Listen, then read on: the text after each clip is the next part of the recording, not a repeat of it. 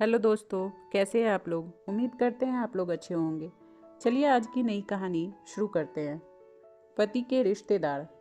शादी के 7 साल बीतने के बाद भी पति पत्नी में काफ़ी झगड़े होते रहते थे। झगड़ों की वजह तो अलग अलग होती थी, लेकिन उनमें सबसे मुख्य वजह यह थी कि पति और पत्नी के विचार कभी आपस में नहीं मिलते थे। जहाँ पति स्वभाव से नेक और सबकी सेवा करने वाला और सबके प्रति सम्मान रखने वाला था, वहीं पत्नी का स्वभाव स्वार्थी और भेदभाव करने वाला था। पति अपनी पत्नी के स्वभाव और उसके व्यवहार से तंग आ चुका था। वह हमेशा कोशिश करता रहता कि पत्नी के बर्ताव और स्वभाव में किसी तरह का बदलाव आए। पत्नी अपने ससुराल वालों के रिश्तेदारों के साथ कभी भी सीधे मुंह बात नहीं करती थी। कई लोग उसके खराब व्यवहार के कारण नाराज हो जाते थे, लेकिन उसकी पत्नी को कोई भी फर्क नहीं पड़ता था। पति को इस बात से काफी दुख होता कि उसकी पत्नी उससे कितनी अलग है। बेचारा पति पत्नी के बर्ताव से परेशान हो चुका था। पति ने अब खुद ही परिस्थिति को सुधारने का फैसला किया और उसने एक प्लान बनाया। और अगले दिन पति ने पत्नी से कहा, सुनो, मैं क्या सोच रहा था कि मम्मी पापा, बहन भाई और उनके बच्चों को घर पर इनवाइट कर लेता हूँ। काफ़ी समय हो गया उनसे मिले हुए, इसी बहाने उनसे मिल भी लेंगे और उनके साथ थोड़ा समय बिताने के लिए भी मिल जाएगा। तुम क्या कहती हो? पत्नी ने के चेहरे से साफ दिख रहा था कि उसे ये आइडिया बिल्कुल भी पसंद नहीं आया, लेकिन उसने पति का मन रखने के लिए बेमन से हाँ कर दिया। पति खुश हो गया और पत्नी को अगले दिन अच्छा खाना बनाने के लिए बोलकर सभी को फ़ोन करके बड़े प्यार से अपने घर आने के लिए इनवाइट करने लगा। जब पति ने फ़ोन पर बिजी था तो पत्नी सोच रही थी, ये आदमी भी ना अपने फालतू के कामों से बाज नहीं आएंगे। क्या ज़रूरत है सबको घर पर बुलाने की?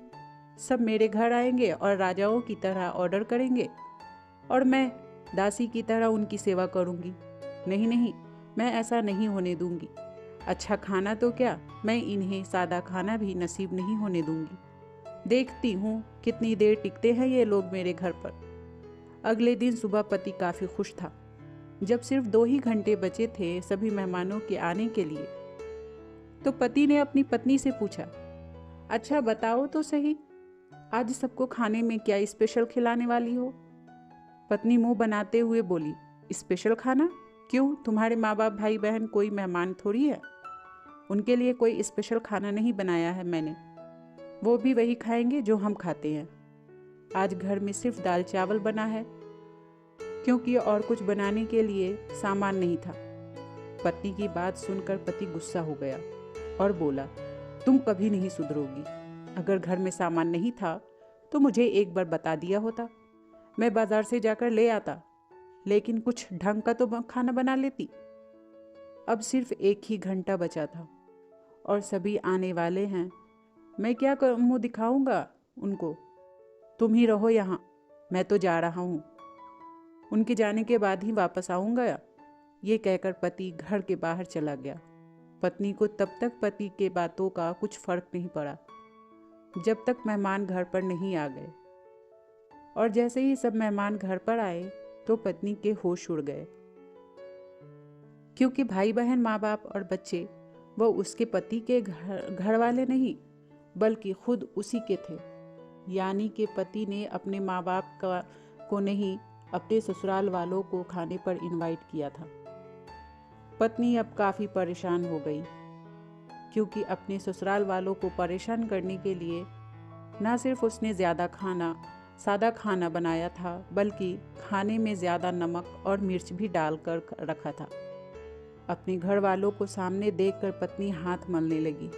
थोड़ा सोचने के बाद पत्नी ने अपने पति को फ़ोन किया और कहा, तुमने मुझे पहले क्यों नहीं बताया कि मेरे मम्मी पापा और भाई बहन आने वाले हैं? तुम पहले बता देते तो मैं अच्छा खाना उनके लिए बनाती। पति ने कहा, मैंने वही बताया जो मैं मानता हूँ। मैंने कभी तुम्हारे परिवार वालों को पराया नहीं समझा और तुमने कभी मेरे परिवार वालों को अपना नहीं माना। और मैं जानता हूँ कि तुमने यह सोचा कि मेरे मम्मी पापा और भाई बहन आने वाले हैं, जानबूझकर घटिया खाना बनाया। अब तुमने जो किया है उसे तुम खुद ही भुगतो। मुझे पता है तुमने मुझे इसलिए फ़ोन किया है ताकि बाहर से खाना मंगवा सको, लेकिन मैं ऐसा नहीं करूँगा ताकि तुम्हें तुम्हारे किए की सज़ा मिल सके। इतना कहकर पति ने फ़ोन कट कर दिया। ना चाहते हुए भी पत्नी को अपने मायके वालों को वही खाना खिलाना पड़ा। उसके रिश्तेदार ज़्यादा मिर्च और नमक वाला खाना भी ऐसा सोचकर खा लिए कि बेटी से गलती हो गई होगी। लेकिन बाद में जब दामाद ने सारी बात उन्हें बताई तब उन्हें बहुत शर्मिंदगी हुई और उसके इस बुरे बर्ताव के लिए उसे डांट कर उससे नाराज़ होकर चले गए। दोस्तों, इस कहानी से यही सीखने को मिलती है कि अच्छे रिश्ते बनाए जाते हैं प्यार और अच्छे व्यवहार से। सिर्फ खून के रिश्ते अच्छे नहीं होते, बल्कि आप किसी को इज्जत देंगे तभी आपको इज्जत मिलेगी। धन्यवाद दोस्तों, उम्मीद करते हैं ये कहानी आपको पसंद आई होगी। चैनल पर नए हैं तो प्लीज़ लाइक और सब्सक्राइब कर दें।